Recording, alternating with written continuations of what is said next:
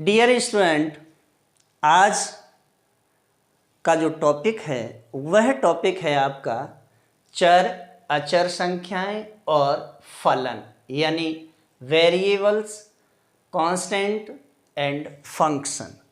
देखिए, इस टॉपिक को शुरू करने से पहले हमने आपको संख्याओं का अध्ययन कराया था और उन संख्याओं के अंतर्गत जब मैंने आपको अध्ययन कराया तो उसमें सम और विषम संख्याओं का अध्ययन कराया, पूर्ण संख्याओं का अध्ययन कराया, भिन्नात्मक संख्याओं का अध्ययन कराया, शून्य संख्याओं का अध्ययन कराया, परिमेय संख्याओं का अध्ययन कराया, अपरिमेय संख्याओं का अध्ययन कराया, वास्तविक संख्याओं का अध्ययन कराया, अधिकल्पित संख्याओं का अध्ययन कराया और सम्मिश्र संख्याओं का अध्ययन कराया।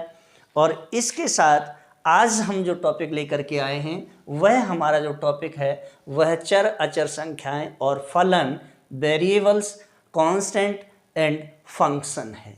अब देखिए, सबसे पहली चीज़ आती है कि चर क्या है। सबसे पहले हमें चर को समझना है और देखिए, इसके साथ ही मैं नोट्स भी बना करके लेकर के आता हूँ। यह मेरे नोट्स जो हैं ये मेरे डिस्क्रिप्शन में आपको अवेलेबल हैं, वहाँ से आप इनको निकाल के भी अध्ययन कर सकते हैं। तो देखिए, बात आती है चर यानी वेरिएबल्स की।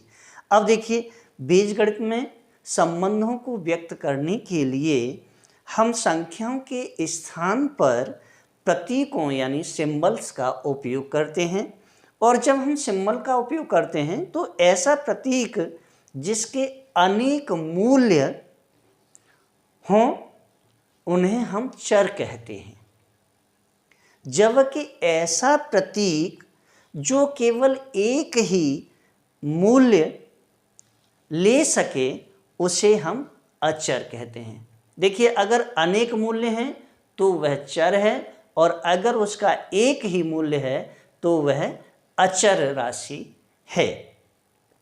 जैसे मान लीजिए एक पुस्तक है और उस पुस्तक के जो पृष्ठ हैं वह पृष्ठों की जो संख्या है वह निश्चित है, उसके अनेक मूल्य नहीं हो सकते हैं।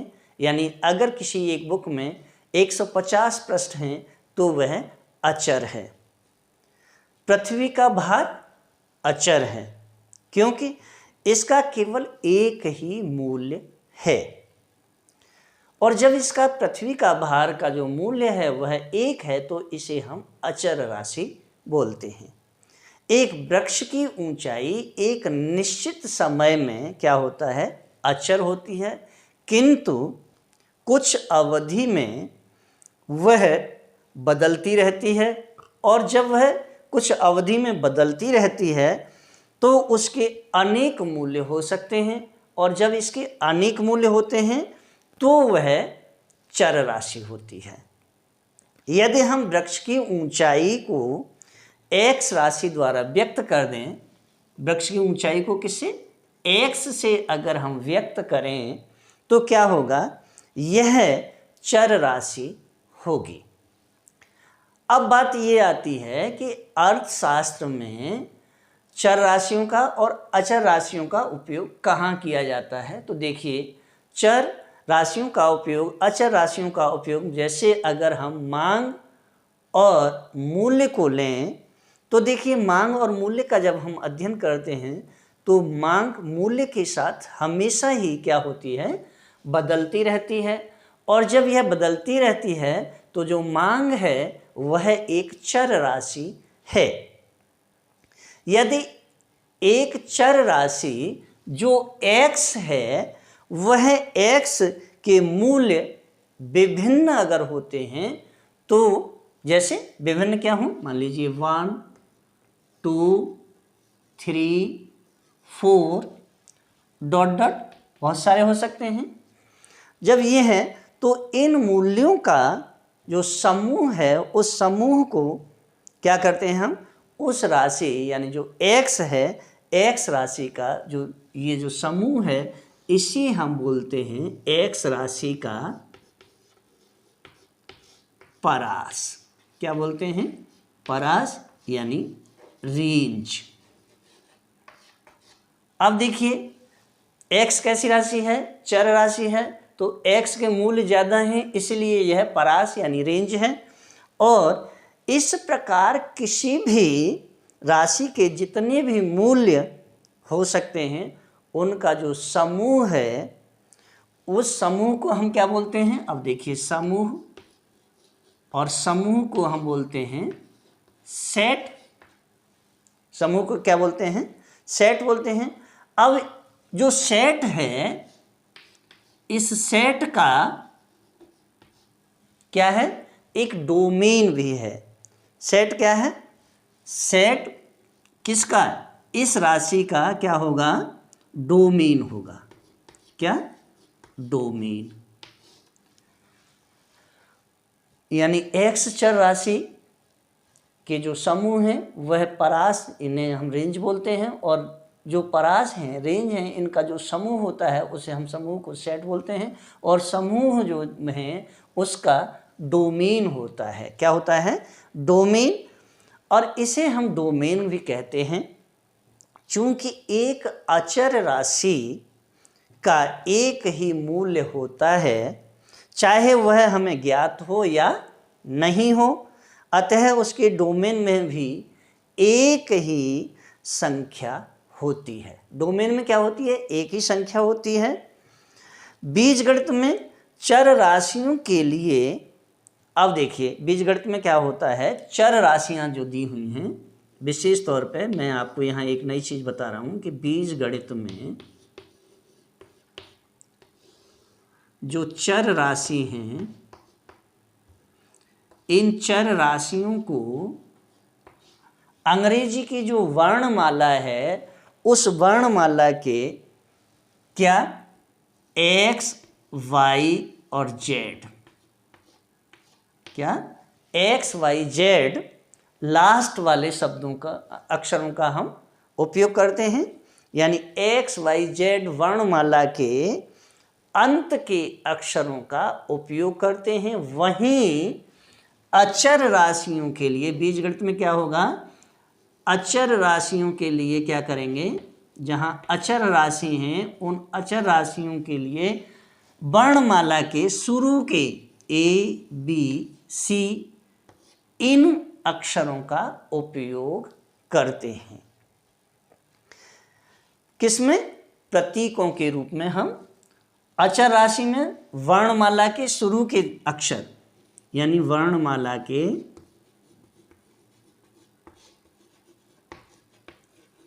शुरू के और ये वर्णमाला के अंत के अक्षर। अब देखिए चर राशि में एक्स, वाई, जेड वर्णमाला के अंत के अक्षरों का उपयोग करेंगे। अचर राशियों में वर्णमाला के शुरू के अक्षरों का हम उपयोग करते हैं। इनको हम प्रतीकों के रूप में हमेशा लेते हैं। अब बात ये आती है कि असतत और सतत चर क्या होते हैं। एक है असत और दूसरा है सतत चर, यानी जिसे हम डिस्क्रीट एंड कंटिन्यूअस वेरिएबल्स बोलते हैं। और देखिए असतत और सतत चर कौन से हैं, सभी चर राशियां एक ही प्रकार से नहीं बदलती हैं। इनमें क्या होता है, यदि एक मनुष्य की लंबाई को हम लें तो एक वर्ष में एक मनुष्य की लंबाई मान लीजिए कि 1.7 मीटर है। ओके, अब जब 1.7 मीटर है तो अगले वर्ष में क्या हो जाता है, यह बढ़ करके 2 मीटर हो जाती है। पहले 1.7 मीटर थी, अब बढ़ करके 2 मीटर हो गई। तो स्वाभाविक सी बात है यहाँ कि 2 मीटर एक दिन में तो हो नहीं गई होगी, तो इसके मूल्यों में परिवर्तन हुआ, और जो मूल्यों में परिवर्तन हुआ तो 1 साल तक हमने इसका अध्ययन किया। अध्ययन करने के बाद में इस रिजल्ट पर पहुँचे कि मनुष्य की जो लंबाई है वह 1.7 मीटर के बाद में यानी दूसरे साल में वह बढ़ करके 2 मीटर हुई है, तो लगातार उसमें वृद्धि हुई होगी, भले ही वह वृद्धि हमको दिखाई नहीं दी है। चाहे हमें लंबाई बढ़ने का पता चले या ना चले, पर यह तो सत्य है कि लंबाई क्रमिक रूप से बढ़ती है और इस 1 वर्ष के दौरान में कमी यानी कभी ना कभी 1.7 मीटर और 2 मीटर के बीच की सभी लंबाई हमने प्राप्त की गई होंगी। और जब सभी लंबाई प्राप्त की हैं तो अंत में हम इस निष्कर्ष पर पहुँचे कि एक व्यक्ति की जो लंबाई है 1.7 मीटर से बढ़कर दूसरे साल में वह 2 मीटर हो गई है। अतएव लंबाई ऐसी चर राशि है जो दो मूल्यों के बीच में मूल्य ग्रहण कर लेती है। जब एक चर राशि अपने परास यानी जो रेंज है या जो डोमेन है वह डोमेन के प्रत्येक मूल्य को ग्रहण कर सकती है तो उसे हम सतत चर राशि कहते हैं। क्या है? जब एक चर राशि अपने परास या डोमेन के प्रत्येक मूल्य को अगर ग्रहण कर लेती है तो उसे हम सतत चर राशि बोलते हैं।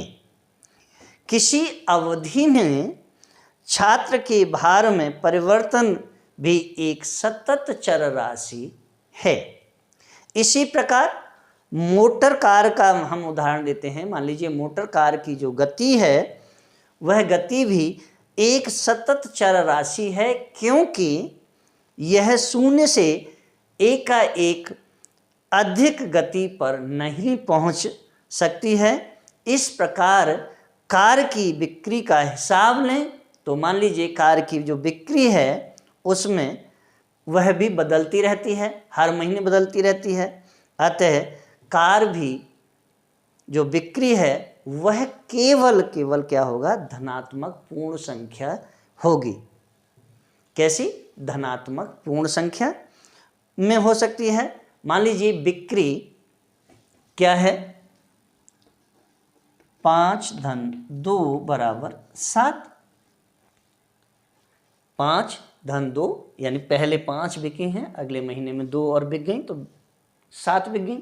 ऐसा नहीं हुआ होगा कि 5 धन 7 बराबर 12, ये नहीं हुआ होगा।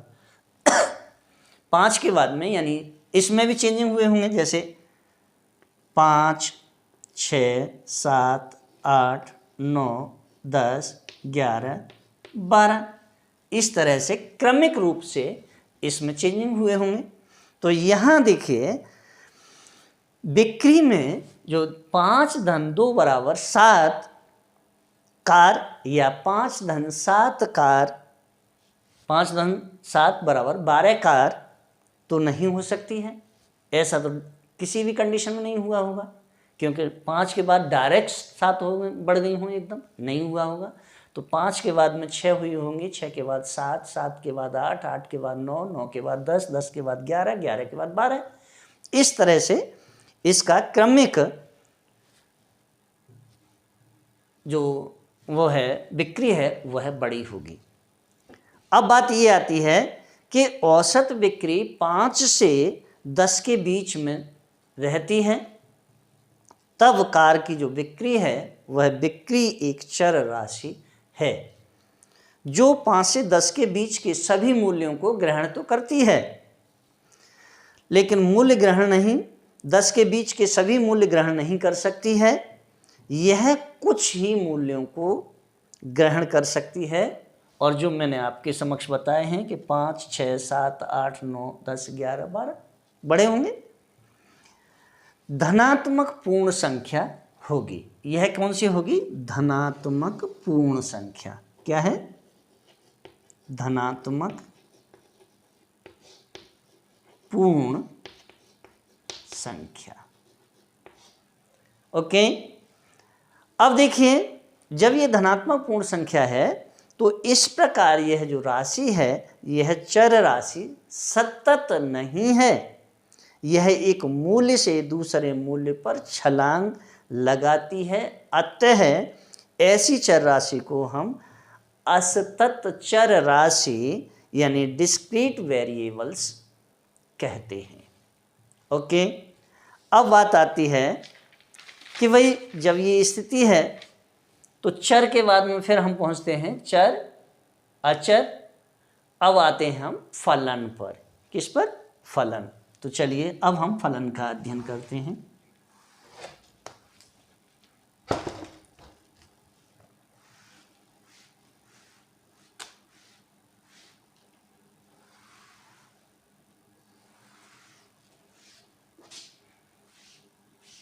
देखिए अब फलन यानी फंक्शन, अब हम अध्ययन करेंगे फलन का। फलन क्या है? यानी जो फंक्शन है। देखिए चर और अचर राशियां एक दूसरे से हमेशा ही संबंधित हैं। जैसे लंबाई चर राशि, आयु चर राशि से संबंधित होती है। व्यक्ति के भार का चर आयु, लंबाई और भोजन के चरों पर निर्भर करता है। मांग चर, कीमत चर पर निर्भर करती है। अतएव सामान्य अध्ययन और आर्थिक विश्लेषण में केवल चरों और अचरों का अलग अलग अध्ययन पर्याप्त नहीं होता है, उनके परस्पर संबंधों का अध्ययन किया जाता है। चर और अचर राशियों को गणितीय समीकरणों में अगर हम व्यक्त करते हैं और गणितीय समीकरणों में व्यक्त करने की जो क्रिया है उस क्रिया को हम क्या बोलते हैं? फलन। क्या बोलते हैं? फलन। अब देखिए जब हम कहते हैं कि मांग कीमत पर निर्भर करती है, तब हम उसे कैसे व्यक्त करते हैं? यानी मांग मूल्य का फलन है। डिमांड इज फंक्शन किसका? किसका है? प्राइस का। तो देखिए अगर हम इसे गणितीय रूप में लिखें तो D इजिकल टू क्या होगा? फंक्शन होगा P का। ओके, D इजिकल टू क्या है? फंक्शन है P का। अथवा हम इसे क्या कर सकते हैं? D is equal to D P। फलन किसका है? P यानी प्राइस, कीमत का। क्या है? D डिमांड, फलन है कीमत का। अब देखिए यहां D क्या है? D is equal to demand, P is equal to price यानी कीमत, इसे हम बोलते हैं मांग। और F क्या है? F इजिकल टू है फंक्शन, जिसे हम फलन बोलते हैं। ओके, अब देखिए फलन का जो अर्थ है वह परस्पर निर्भरता है। फलन का अर्थ क्या होता है? फलन का अर्थ होता है परस्पर निर्भरता। इसी प्रकार उपयोगिता वस्तु की उपयोग की गई इकाइयों की मात्राओं की संख्या पर निर्भर करता है। तब हम इसे कहेंगे कि उपयोगिता यानी U। उपयोगिता क्या है? उपयोगिता यानी यूटिलिटी। और उपयोगिता को हम रिप्रेजेंट किससे करते हैं? U से। और इकाइयों की संख्या, संख्या को हम किससे रिप्रेजेंट करते हैं? यानी इकाइयों की संख्या, और जिसे हम रिप्रेजेंट करते हैं Q से, क्वांटिटी। ओके, अब देखिए जो इकाइयां हैं उन इकाइयों की जो संख्या है वह क्या है? Q है। और उपयोगिता क्या है? U। अब इसका जो फलन होगा वह फलन क्या होगा, u इजिकल टू फंक्शन किसका है, q का। या हम इसे ऐसे भी कर सकते हैं, u is equal to u function q, इस तरह से भी कर सकते हैं। यहां यह बात स्पष्ट है कि देखिए क्या होता है, यहाँ एक बात और स्पष्ट कर देनी चाहिए कि ध्यान में हमें विशेष तौर पे एक बात रखनी है कि जो बराबर का चिन्ह है, ये वाला जो चिन्ह है, बराबर के चिन्ह के निशान के दाईं ओर वाली जो संख्या है, मैं इस तरह से खड़ा हूँ, मेरे दाहिने हाथ की जो तरफ की संख्याएं हैं, ये वाली संख्याएं, दाहिने हाथ की तरफ की जो संख्याएं हैं वह क्या है, दाईं ओर प्रभाव डालने वाली संख्याओं को हम लिखते हैं। कौन सी, प्रभाव डालने वाली। तो ये क्या है, प्रभाव डालती हैं किस पर, u पर, यानी उपयोगिता पर। और बाईं ओर क्या करते हैं हम, बाईं ओर जिस राशि पर प्रभाव पड़ता है उसे हम बाईं ओर लिखते हैं। तो कौन सी, u उपयोगिता पर प्रभाव पड़ा, यानी उपयोगिता पर प्रभाव पड़ा है, इसलिए इसे हमने कहाँ लिया है, बाईं ओर लिया है। ओके, यह स्पष्ट हो गया कि जो जिस पर प्रभाव पड़ता है उसे हम बाईं ओर लेते हैं, और जो प्रभाव डालने वाली संख्या हैं उनको हम दाहिनी ओर लेते हैं, दाहिनी ओर। कौन सी, प्रभाव डालने वाली संख्याएं।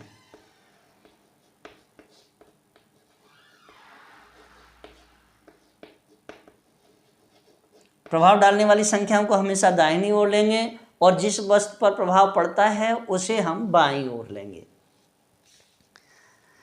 अब फिर बात एक और आती है कि जिस चर पर प्रभाव पड़ता है और जो फलन के अन्य चरों पर निर्भर करता है उसे हम फलन का परतंत्र या पराश्रित चर, जिसे हम डिपेंडेंट वेरिएबल कहते हैं। और जो प्रभाव डालने वाले चर हैं और जो फलन के चरों पर निर्भर नहीं करते हैं उन्हें स्वतंत्र चर यानी इंडिपेंडेंट वेरिएबल कहते हैं। इसलिए स्वतंत्र चर बराबर के निशान के दाईं ओर और परतंत्र चर बराबर के निशान के बाईं ओर लिए जाते हैं। चूंकि एक परतंत्र चर पर बहुधा कई चरों का प्रभाव पड़ता है, अतः दाईं ओर विभिन्न चर हो सकते हैं। यदि क्या हो, बचत, यदि बचत जिसे हम एस से रिप्रेजेंट करते हैं, सेविंग, और ब्याज की दर, ब्याज की दर जिसे हम आर से रिप्रेजेंट करते हैं, और मान लीजिए आय जिसे हम वाई से रिप्रेजेंट करते हैं, तो क्या होगा, ये जो स्वतंत्र चर होंगे इनका जो फॉर्मूला होगा वह फॉर्मूला क्या होगा, देखिए इसका जो फॉर्मूला होगा वह होगा एस इजिकल टू फंक्शन किसका है, आर और वाई का, तो आर और वाई, यह इसका फॉर्मूला होगा। अब हम इसे और भी किसी तरह से लिख सकते हैं, तो हाँ लिख सकते हैं, कैसे, S is equal to S R Y, इस तरह से भी हम लिख सकते हैं। अर्थात बचत ब्याज एवं आय का फलन है। फिर बात आती है कि फलनों का रूप कैसा होता है। तो देखिए अब हम फलनों के रूप पर का अध्ययन करेंगे। फलनों के रूप,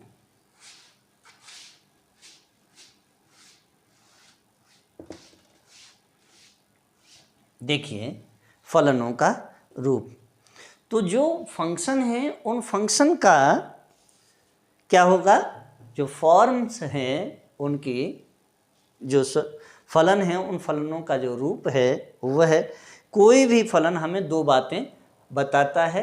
पहली बात यह है कि कौन से परतंत्र चर हैं, स्वतंत्र चर से परस्पर संबंधित हैं या नहीं हैं। दूसरी बात इसमें यह है कि स्वतंत्र चर परतंत्र चर पर किस प्रकार प्रभाव डालते हैं। इस स्पष्टीकरण से हमें यह पता चलता है कि चर परस्पर एक दूसरे के ऊपर किस प्रकार संबंधित हैं। अब अगर हम मांग फलन को देखें तो यह ज्ञात होता है कि मांग हमेशा कीमत पर निर्भर है, लेकिन हमें यह ज्ञात करना आवश्यक है कि मांग किस प्रकार कीमत पर निर्भर करती है। माना कि कीमत कम होने पर मांग बढ़ जाती है। क्या होता है, कीमत कम होने पर मांग बढ़ जाती है तो क्या होगा, यानी D इजिकल टू फंक्शन किसका, P का। मांग कीमत कम होने पर बढ़ जाती है। लिखने से अगर मैं D is equal to function P लिख दूं तो इसके लिख देने से यह बात स्पष्ट नहीं होती है कि दूसरी ओर हम मांग फलन, अब देखिए मांग फलन क्या कर दें, D is equal to 7 minus P अगर कर दें, D is equal to 7 minus P लिखें, तब उपरयुक्त तथ्य कि कम मूल्य होने पर क्या होगा, मांग बढ़ जाती है, व्यक्त हो जाता है। चूंकि D इजिकल टू क्या है, D is equal to 7 minus P में यदि हम क्या कर दें, यदि P इजिकल टू 1 कर दें, क्या कर दें, P इजिकल टू 1 माने तो P इजिकल टू 1 माने तो क्या होगा, D इजिकल टू क्या होगा, अगर हम P इजिकल टू 1 माने तो D इजिकल टू जो होगा वह होगा 6 के बराबर। P इजिकल टू अगर हम 2 माने तो D इजिकल टू क्या हो जाएगा, 5 हो जाएगा। P इजिकल टू अगर मैं 7 मानूं तो यानी P इजिकल टू 7 मानने पर क्या होगा, D की जो वैल्यू होगी वह 0 हो जाएगी। D की वैल्यू कैसी हो जाएगी, 0। मान लीजिए, अब देखिए कैसे, मैं आपके समक्ष एक रेखा चित्र बना देता हूं। ये मूल बिंदु O है, ये x एक्सिस है, ये y एक्सिस है। इस पर हमने किस कीमत को लिया है, कीमत, और ये मांग ली है। अब देखिए, किसी वस्तु की कीमत अगर 7 रुपये है तब उस वस्तु की जो मांग है वह 0 है। अगर वस्तु की कीमत 1 हो जाती है तो मांग बढ़ जाती है, 6 के बराबर हो जाती है। कितनी, 6 के बराबर। अगर 2 होती है तो 5 के बराबर, 3 होती है तो 4 के बराबर, और मान लीजिए 5 अगर होती है तो 2 के बराबर, और अगर 7 होती है तो G के बराबर। अब देखिए, इनको मिला देने से हमारे समक्ष इस टाइप का एक रेखा चित्र बन जाता है। ये मैंने आपके समक्ष स्पष्ट किया है। अब बात ये आती है कि इस प्रकार जो मूल्य हैं उन मूल्यों के बढ़ने के साथ साथ मांग कम होती है, और यदि मूल्य 7 पर मांग 0 हो जाती है तो इस प्रकार का जो फलन है वह फलन क्या होगा, D is equal to 7 minus P हो जाएगा। फिर बात एक और आती है कि इससे भी हमें 3 बातें और स्पष्ट मिल जाती हैं। वो कौन कौन सी हैं, देखिए। नंबर एक क्या होता है, मूल्य P यानी P मूल्य क्या है? स्वतंत्र, P स्वतंत्र है, P क्या है? स्वतंत्र चर है। और मांग कैसी है? यानी D क्या है? परतंत्र है, D परतंत्र है। तो इससे पहली बात तो यह स्पष्ट हो जाती है कि जो कीमत है वह एक स्वतंत्र चर है और मांग परतंत्र चर है। दूसरी बात इससे यह स्पष्ट होती है कि मूल्य के घटने पर हमेशा मांग बढ़ती है या बदलती रहती है। तीसरा इसमें पॉइंट यह है कि मूल्य जब 7 होता है तो मांग 0 हो जाती है, चूंकि मांग हमेशा ऋणात्मक नहीं हो सकती है। अतः मूल्य P = 7 के बराबर होने तक ही यह फलन सही है। हम यह भी मानते हैं कि मूल्य ऋणात्मक नहीं हो सकता है। इस प्रकार मूल्य का जो परास है या जो रेंज है वह 0 से 7 तक है। अब देखिए फिर बात यह आती है कि इस परास यानी जो रेंज है, इस रेंज के प्रत्येक मूल्य के लिए मांग का एक भी निश्चित मान यानी एक भी निश्चित मान होगा। और वह एक निश्चित मान क्या होगा? उपर्युक्त फलन एक विशेष प्रकार का फलन है।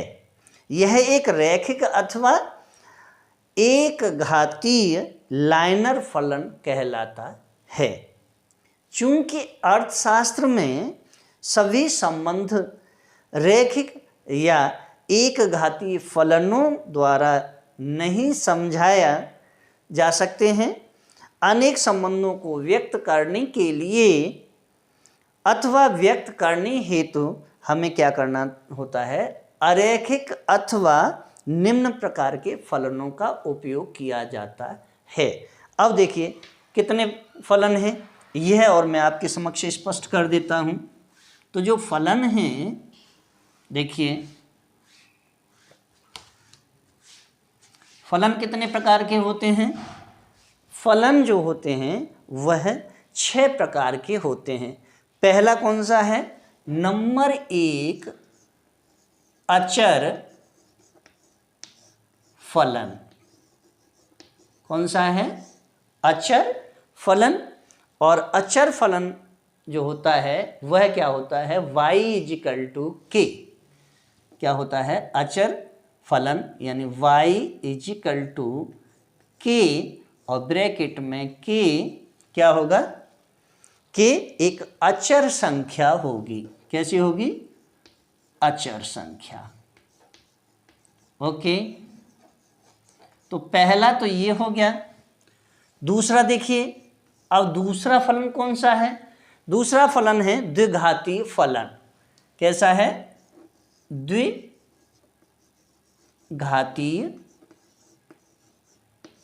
फलन। अब जो द्विघातीय फलन है यह कैसा होता है? देखिए y = a + bx प्लस क्या होगा? cx का स्क्वायर। cx का स्क्वायर द्विघातीय फलन हो गया। द्विघातीय फलन के बाद आता है त्रिघातीय फलन। कौन सा आता है? त्रिघातीय फलन।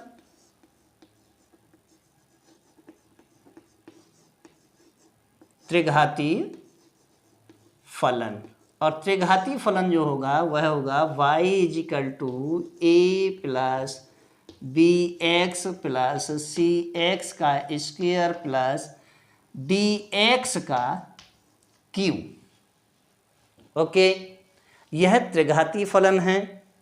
इसके बाद आता है अतिपरिवलय फलन। चौथा कौन सा आता है? अतिपरिवलय यानी अति परिवलय फलन।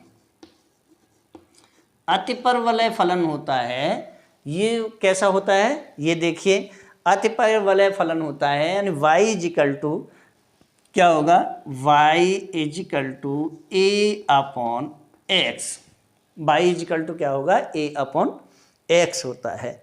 घातीय फलन कैसा होता है, पांचवा पॉइंट जो है वह है घातीय फलन।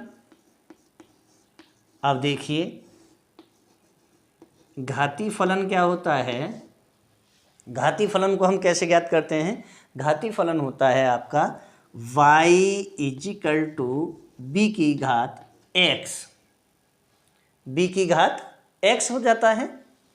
देखिए यहीं लगा देता हूं b की घात x।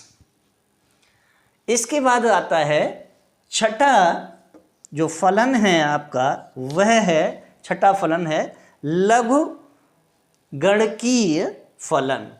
कौन सा, लघु गणकीय फलन। और लघु गणकीय जो फलन होता है उसे हम जो रिप्रेजेंट करते हैं वह रिप्रेजेंट करते हैं y is equal to log, y is equal to log b x, क्या, b और x से। अब देखिए यहाँ a b c d क्या है, तो देखिए a b c d ये क्या है, ये अचर संख्याएं हैं। कैसी हैं, अचर संख्याएं।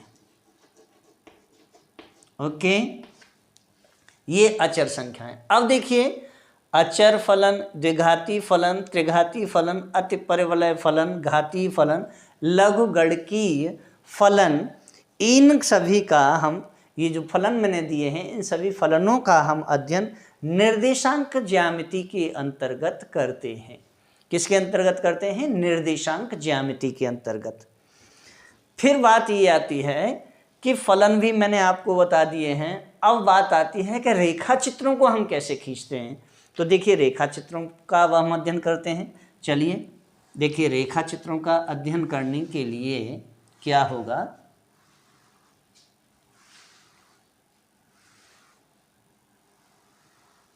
रेखा चित्र, चर जो दिए हुए हैं यानी जो वेरिएबल हैं, इन वेरिएबल के मध्य संबंधों को बीजगणितीय सूत्रों में, जिन्हें हम फलन कहते हैं, के द्वारा व्यक्त किया जा सकता है।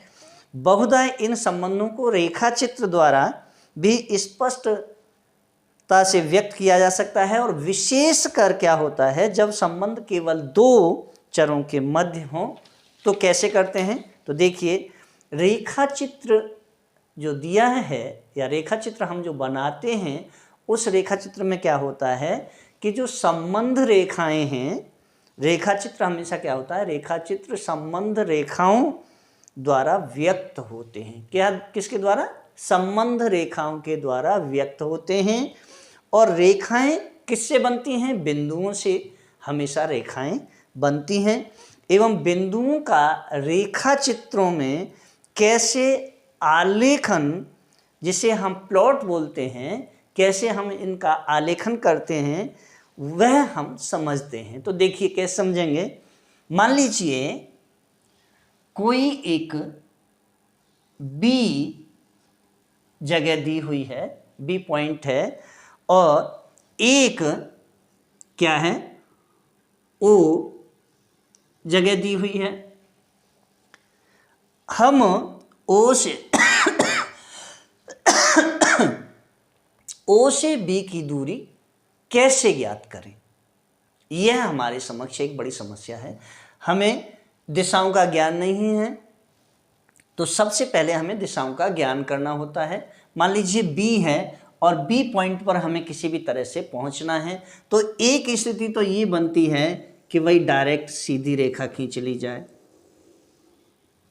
ये वाली। लेकिन हमें तो यही नहीं मालूम है कि ये पूरब में है कि पश्चिम में है कि उत्तर में है कि दक्षिण में है। तो हम क्या करेंगे, सबसे पहले हमें दिशाओं का ज्ञान करना होगा। तो अब देखिए मान लीजिए मैं क्या करूँगा, ये जो दूरी है इस दूरी से यहाँ तक यानी इसके बराबर ये जो बी पॉइंट है, इस बी पॉइंट से मान लीजिए मैंने कोई लंब डाला है जो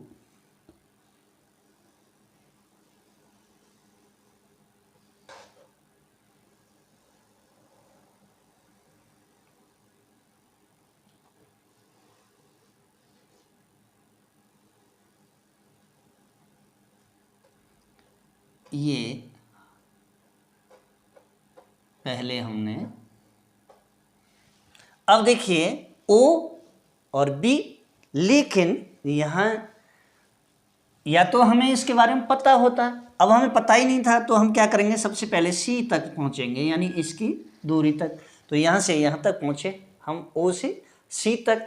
अब हमने B से C तक एक लंब डाला, और जो लंब है वह हमेशा 90 अंश के कोण पर यानी समकोण पर डाला है।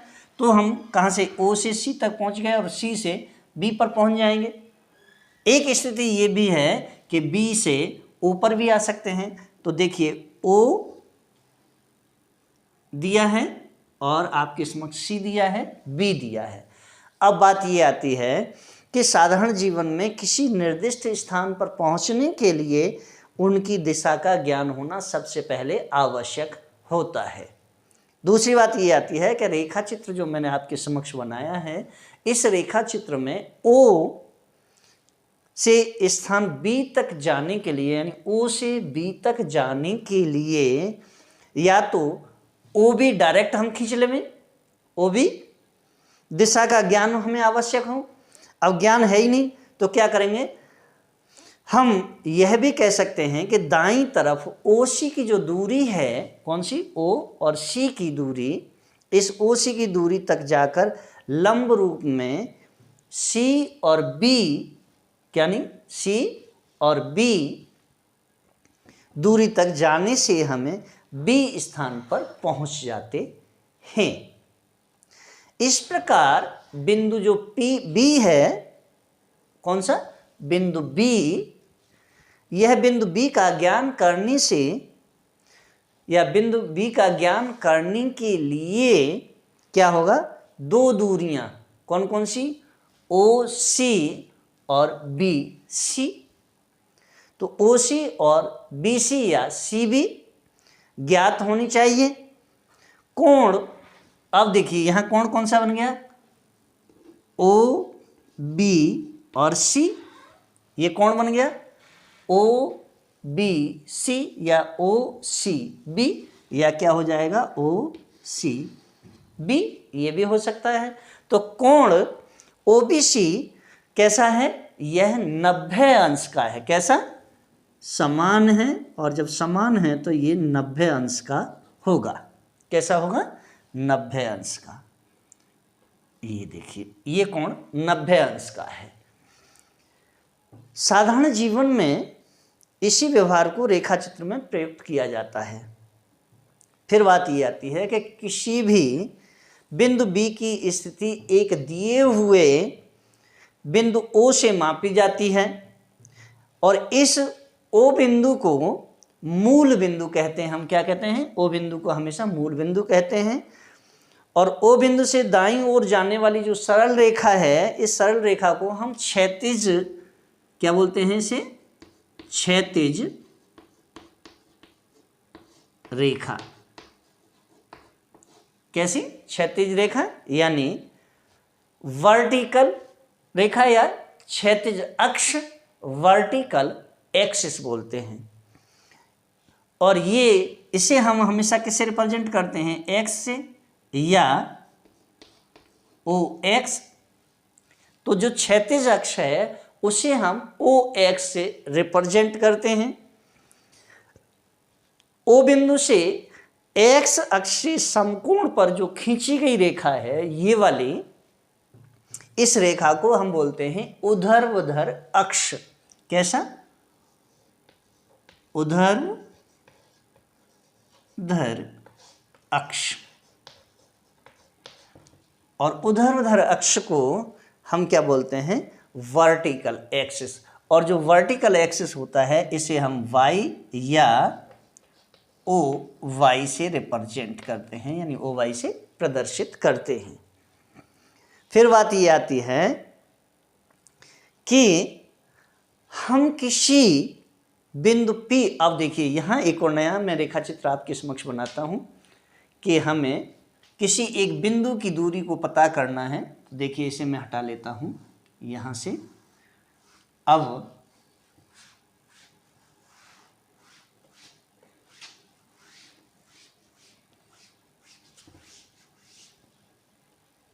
देखिए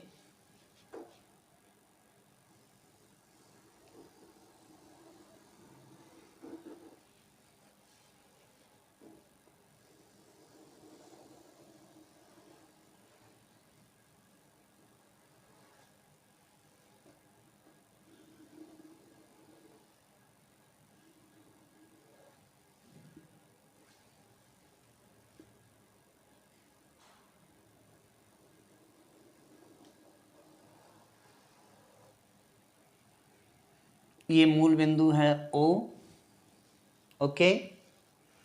अब देखिए यहाँ से 1 2 3, 1 2 3, ये कोई एक P बिंदु दिया हुआ है। मान लीजिए ये P बिंदु है और इस P बिंदु की हमें दूरी ज्ञात करनी है। देखिए कैसे, मान लीजिए अगर कोई एक P बिंदु मैंने ये दे दिया, ठीक है। अब P बिंदु की हमें दूरी ज्ञात करनी है, तो कैसे ज्ञात करेंगे? P बिंदु की दूरी को हम ज्ञात करेंगे तो क्या होगा, मान लीजिए ये मैंने P बिंदु दिया है, तो देखिए या तो मैं इस OX एक्सिस पर कोई लंब डालूं या मैं OY एक्सिस पर लंब डालूं, तो मैं P बिंदु की दूरी पता कर लूँगा। मान लीजिए इसे मैंने A नाम दे दिया और इसे मैंने B नाम दे दिया, ठीक है। अब ये है, मान लीजिए कोई R बिंदु है, R, और R क्या है 3, यानी R 3 और 3। तो इसी तरह से अब देखिए जो मूल बिंदु O दिया है, कोई एक P बिंदु है, P बिंदु की हमें दूरी ज्ञात करनी है। तो P बिंदु की दूरी हम कैसे ज्ञात करते हैं? P बिंदु की दूरी का पता लगाने के लिए हमें P से OX अक्ष पर कोई एक लंब डालना होगा। तो मैंने क्या किया, P से A तक यानी OX अक्ष पर OPA एक लंब डाला, तो मैं स्वाभाविक सी बात है कि OA से AP तक पहुंचा जा सकता है। या मैं ये करूं O से B पर पहुंचने के बाद B से P तक लंब डालूं, तो P की जो दूरी है वह B और P हो जाएगी और P और A हो जाएगी। आप P बिंदु पर पहुंच जाते हैं। लेकिन अब यहाँ देखिए क्या होता है कि P बिंदु की स्थिति का पता लगाने के लिए हमें P से OX अक्ष पर लंब डालना होगा। अतः हम बिंदु P से OX अक्ष पर लंब OA तक चलकर और फिर लंब रूप AP चलकर पहुंच सकते हैं। दूसरा रास्ता ये हो सकता है कि OY अक्ष पर O और B तक चलकर लंब रूप कौन सा, OX अक्ष के समानांतर कौन सा हो जाएगा, P और B हो जाएगा। तो P और B जो कि उसके समानांतर और बराबर हैं को X लिखते हैं और OY अक्ष पर जो दूरी है वह हम OB या AP को Y चर लिखते हैं। इस प्रकार X और Y का जो मूल्य है वह मूल्य ज्ञात होने से P बिंदु की स्थिति हमें ज्ञात हो जाती है और यह स्थिति OX अक्ष पर X के बराबर और OY अक्ष पर Y के समांतर Y दूरी चलने पर आ जाती है। X और Y को बिंदु P के निर्देशांक यानी कोऑर्डिनेट्स कहते हैं और इसे हम PXY क्या लिखते हैं, PXY वाई, क्या करते हैं, पी एक्स वाई के रूप में लिखते हैं और एक्स निर्देशांक को भुजाक्ष बोलते हैं और वाई निर्देशांक को हमेशा कोटि बोलते हैं। एक्स निर्देशांक को हम क्या बोलते हैं, भुजाक्ष, ये भुजाक्ष है, और वाई निर्देशांक जो दिया हुआ है ये वाला, ये है क्या होगा, एक भुजाक्ष है और एक है कोटि, क्या है, कोटि। अब देखिए, माना कि हमें एक बिंदु R के निर्देशांक यानी R के जो निर्देशांक हैं वह क्या है, 3 और 3 दिए गए हैं, अथवा x = 3 और y = 3 हैं। अर्थात यदि हम x और y को की दूरी चलें और लंब रूप y के x समांतर भी हम y 3 इकाई चलें तो R तक पहुंच सकते हैं। फिर बात ये आती है कि जब हम R तक पहुंच सकते हैं तो फिर एक चीज़ मान लीजिए, अब मैं आपके समक्ष एक न्यूमेरिकल सॉल्व कराता हूं, फिर आपको अच्छी तरीक़ा से ये समझ में आ जाएगा। तो चलिए एक न्यूमेरिकल हम सॉल्व करेंगे।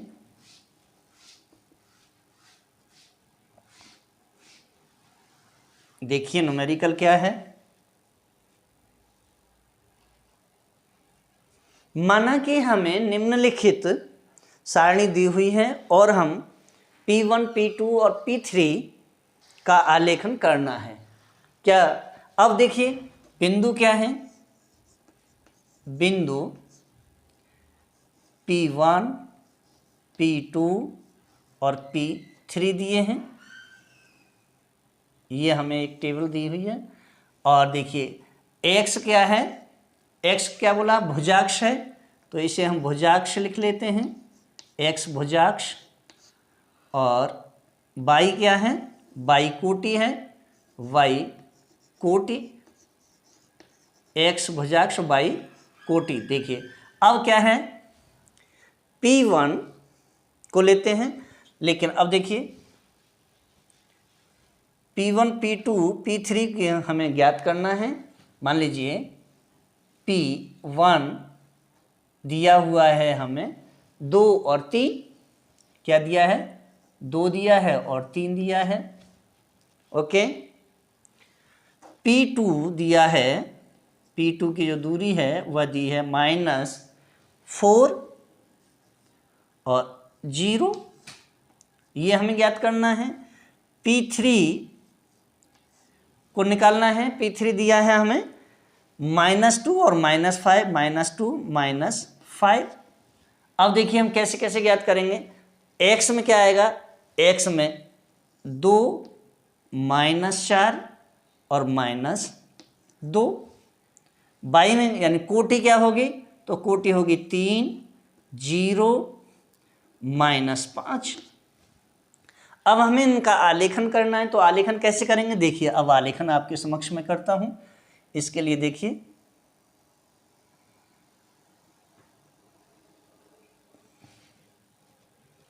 आलेखन जब हम करते हैं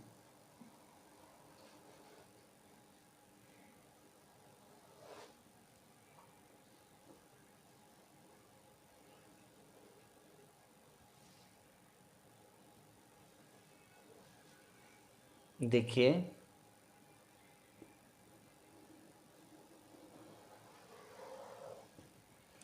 चूंकि यहाँ दिया हुआ है ये x एक्सिस है और ये पॉजिटिव है यानी प्लस धनात्मक है, इसके साइड में हमेशा कैसा होता है, ऋणात्मक, और ये भी x एक्सिस है, ये ऋणात्मक y है, y एक्सिस कैसा है, ऋणात्मक है। मैं चलो इसके आगे लिख देता हूं ऋणात्मक,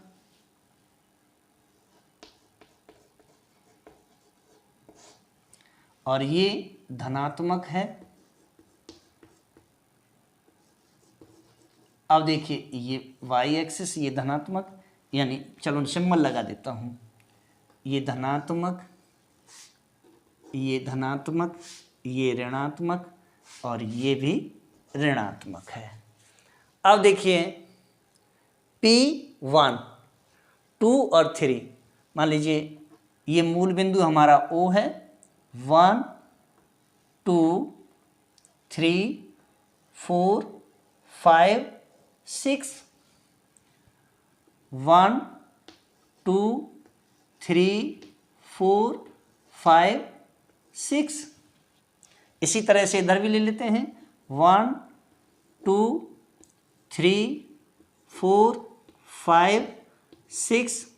इसी तरह से इधर ले लेते हैं, 1 2 3 4 5 6। अब देखिए निकालना है हमें P1। P1 में देखिए क्या है, P1 में भुजाक्ष क्या है 2, तो ये रहा, और y यानी कोटि क्या है 3, तो देखिए ये बन गया।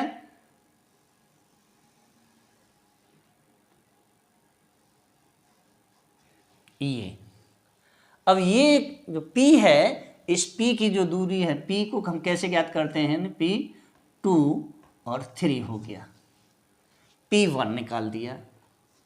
नेक्स्ट P2 को निकालें। P2 में क्या है, देखिए भुजाक्ष x अक्ष पर कैसा है, ऋणात्मक है, तो ऋणात्मक ये रहा, और ये एक 0 रहा, तो ये है 0।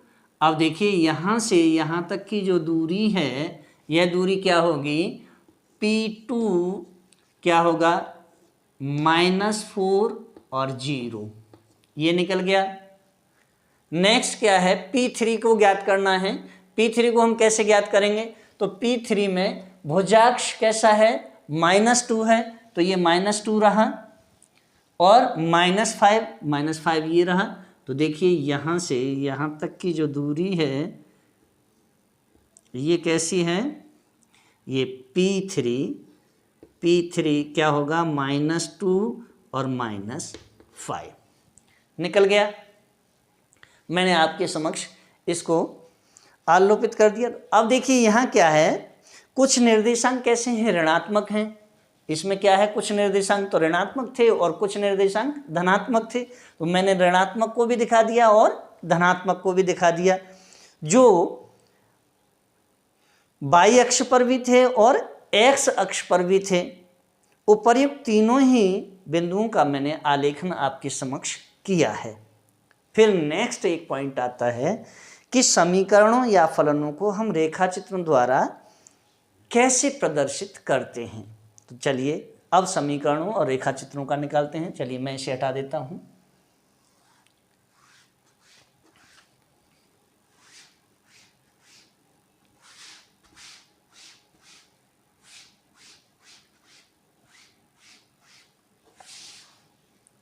समीकरणों या फलनों को रेखाचित्र द्वारा प्रदर्शित करना। फलन या समीकरणों को दो चरों का परस्पर संबंध बतलाते हैं। फलन या समीकरण हमेशा दो चरों का फलन, दो चर जो दिए हुए हैं उनका परस्पर जो संबंध है उस संबंध को व्यक्त करते हैं। अतः वे रेखाचित्र द्वारा प्रदर्शित किए जा सकते हैं। कैसे, माना कि दिया गया है हमें क्या, y इजिकल टू, माना कि दिया है हमें y is equal to x plus 3, ये दिया है। माना y is equal to x plus 3 है। और अब हमें क्या करना है, यह फलन हम स्पष्ट करता है कि यदि x का मूल्य 0 है तो क्या है, माना कि x का मूल्य 0, तो y का मूल्य क्या होगा, y का मूल्य 3 हो जाएगा। y इजिकल टू कितना हो जाएगा, 3, x इजिकल टू 0 हो जाएगा। अब देखिए यदि हम x का मूल्य 1 मान लें तो y का मूल्य कैसा हो जाएगा, यदि x का मूल्य 1 तो y का मूल्य क्या हो जाएगा, 4। इस प्रकार दिए गए फलन से हमें निम्नलिखित एक तालिका बन के तैयार हमारे समक्ष हो जाती है। और वह तालिका कौन सी है, मान लीजिए बिंदु दिए हुए हैं। चलिए बिंदु, और बिंदु क्या है, ए बी सी डी हैं, यानी ए बी सी और डी। चलिए बिंदु हो गए। और फिर इसके बाद में हम x को ले लेते हैं। x क्या है? भुजाक्ष है, और y क्या है? कोटि है। तो x और y भुजाक्ष और कोटि को ले लिया। देखिए अब हमने इसको लिया तो वैल्यू जो निकल के आएगी वह क्या होगी? 0, 1, 2 और 3। ये वैल्यू क्या हो जाएगी? यानी 3, 4, 5 और 6 हो जाएगी। ये हो गया। अब देखिए बिंदु की निर्देशांक क्या होते हैं। अब यहां देखिए बिंदु के निर्देशांक, यानी बिंदु के निर्देशांक। बिंदु के निर्देशांक कैसे निकालते हैं? यानी देखिए 0 और 3 हो गया, क्या हो गया? 1 और 4 हो गया, 2 और 5 हो गया, 3 और 6 हो गया। ये इसके निर्देशांक हो गए। अब देखिए जब ये निर्देशांक दिए हुए हैं तो इस तरीके से हम बिंदु A, B, C और D आदि की जो स्थिति है उसे हम ग्राफ पर दिखाते हैं। तो कैसे प्रदर्शित करते हैं, चलिए अब हम ये देखते हैं ग्राफ पर कैसे प्रदर्शित करते हैं। तो देखिए वापस सेम कंडीशन,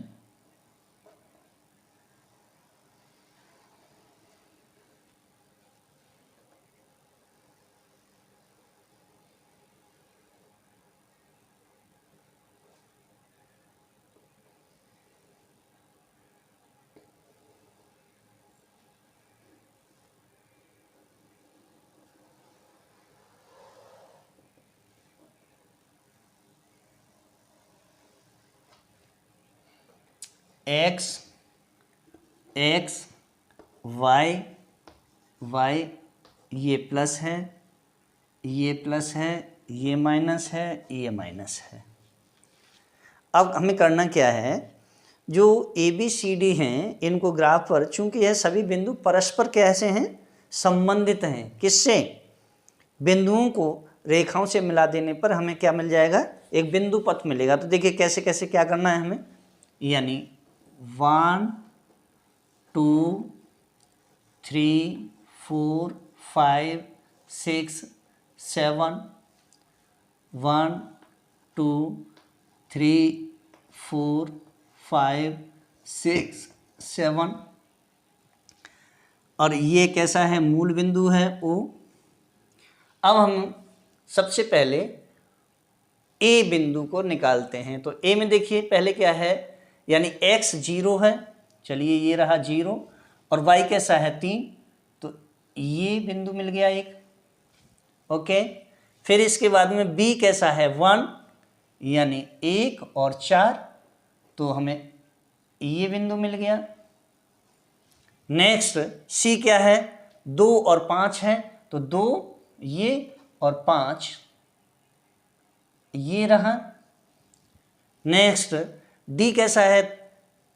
d है 3 और 6, 3 और 6।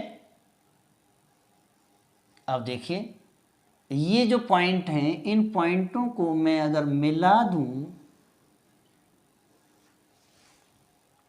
क्या कर दें?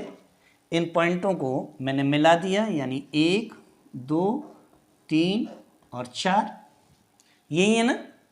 अब देखिए जब मैंने इनको मिलाया है तो इसे मैं क्या लिखूं? y is equal to x plus 3, y is equal to x plus 3।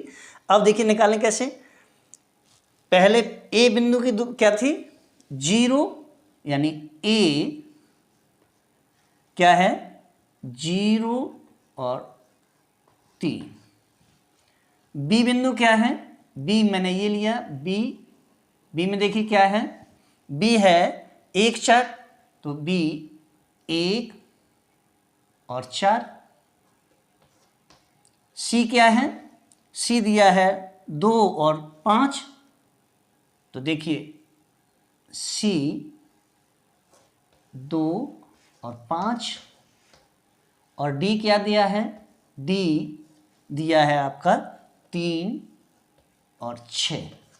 ये आपका सब प्रदर्शित हो गया। अब देखिए ये जो रेखा मैंने बनाई है, इस रेखा को हम क्या बोलते हैं? बिंदु पथ बोलते हैं। अब देखिए, यह बिंदु पथ फलन y = x+3 का रेखा चित्र व रूप है। इसलिए इस रेखा पर हम y = x+3 भी लिख देते हैं।